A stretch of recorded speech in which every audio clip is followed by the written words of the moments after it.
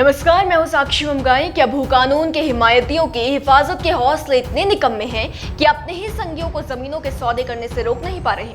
क्या चोर चोर चिल्लाने वाले गले संबंध की खराश के शिकार हो गए हैं? क्या वाकई उत्तराखंड के मूल स्वरूप की रक्षा का संकल्प जताने वाले रक्षकों ने निंद्रा की बूटी सूंघ ली है, या फिर ऐसा है कि दिल्ली में बैठकर जो उत्तराखंड की जमीनों की खरीद फरोख्त चल रही है, इसका संबंध न मौन से है न मूर्छा से है, बल्कि यहाँ तो मकसदों को सियासी संरक्षण देना एक उद्देश्य की तरह है? देखिए, सवाल हमारे नहीं है, बल्कि ये पूछे गए हैं उत्तराखंड क्रांति दल, उत्तराखंड स्टूडेंट्स फेडरेशन और कांग्रेस के इक्के दुक्के नेताओं द्वारा। खास बात यह है कि इतने तीखे प्रश्नों से सरोकार रखने वाला ये जो नया मामला प्रदेश में सिर उठा रहा है, इसका संबंध सशक्त भू कानून की मांग से तो है ही, साथ ही ये जुड़ा है भाजपा के उस नेता से जिस पर यह आरोप लगा है कि ये दलाल बनकर राज्य की जमीन दिल्ली में बैठकर बाहरी लोगों को बेच रहे हैं। बस समझने के लिए रिपोर्ट देखिए।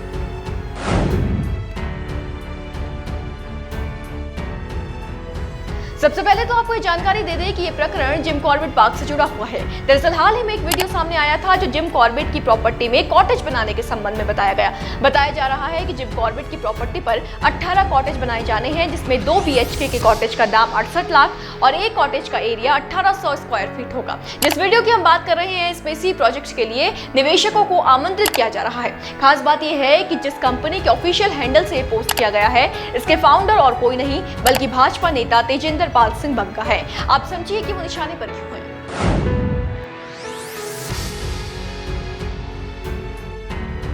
देखिए, सवाल का जवाब जानने के लिए आपको कांग्रेस की मुख्य प्रवक्ता गरिमा मेहरा दसौनी के सवालों पर नजर डालनी होगी।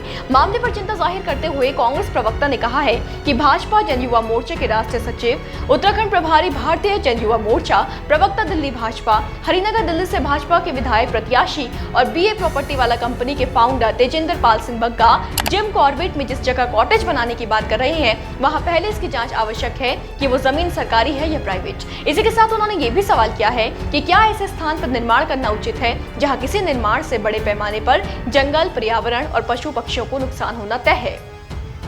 हम सिर्फ निवेदन कर रहे हैं कि जांच की जाए कि ये सरकारी भूमि तो नहीं है और क्या ये मुफीद होगा जिम कॉर्बेट के बीचों बीच 18 कॉटेजेस का इस तरह से निर्माण कार्य होना, और क्या उत्तराखंड को नुकसान पहुंचाने वाला तो नहीं है। एक मुख्य विपक्षी दल होने के नाते और एक जागरूक नागरिक होने के नाते हमें लगा कि उत्तराखंड को नुकसान पहुंचाने वाले हर मामले को हमें सरकार के संज्ञान में लाना चाहिए। सरकार जांच करे और दूध का दूध पानी का पानी हो जाएगा कि ये किस तरह की भूमि है और इस भूमि में निर्माण कार्य से कहीं नुकसान तो नहीं हो। आपको बताएं कि सिर्फ कांग्रेस नहीं, उत्तराखंड क्रांति दल भी मामले में सरकार के खिलाफ बराबर के आक्रामक है। अगर आप UKD के ऑफिशियल ट्विटर हैंडल पर जाएंगे तो न केवल भाजपा नेता तेजिंदर पाल सिंह बग्गा के खिलाफ उबाल देखेंगे, बल्कि ये भी पाएंगे कि UKD सशक्त भू कानून की मांग के साथ इस मामले में सरकार के घेराव में जुटी हुई है। रविवार को UKD के नेताओं ने उत्तराखंड स्टूडेंट्स फेडरेशन के युवाओं के साथ मिलकर सरकार और भाजपा नेता बग्गा का पुतला फूंका। साथ ही भू कानून की बात करने वाली सरकार को सिर्फ बात ही कर देने के लिए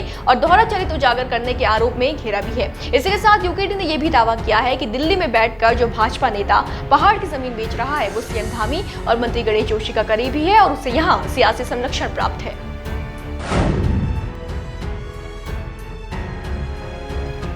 अपने अधिकतर पोस्टों में UKD द्वारा लिखा गया है कि मुख्यमंत्री धामी और कैबिनेट मंत्री गणेश जोशी का करीबी दिल्ली भाजपा नेता तेजिंदर पाल सिंह दलाल बनकर देवभूमि की जमीन बेच रहा है। भाजपा नेताओं के साथ बग्गा की साझा तस्वीरें शेयर करते हुए पूछा गया है कि क्या बग्गा को सियासी संरक्षण मिला है। UKD ने एक पोस्ट रिट्वीट करते हुए ये डर भी जताया है कि कहीं बग्गा ने देवभूमि की जमीन किसी खालिस्तानी या असामाजिक तत्व को ना बेचती हो। वहीं उत्तराखंड क्रांति दल ने अपनी तमाम आशंकाओं और सवालों के बीच उत्तराखंड के लिए एक सख्त भू कानून की मांग भी उठाई है। इस मामले में पूर्व मुख्यमंत्री हरीश रावत की प्रतिक्रिया भी सामने आई है।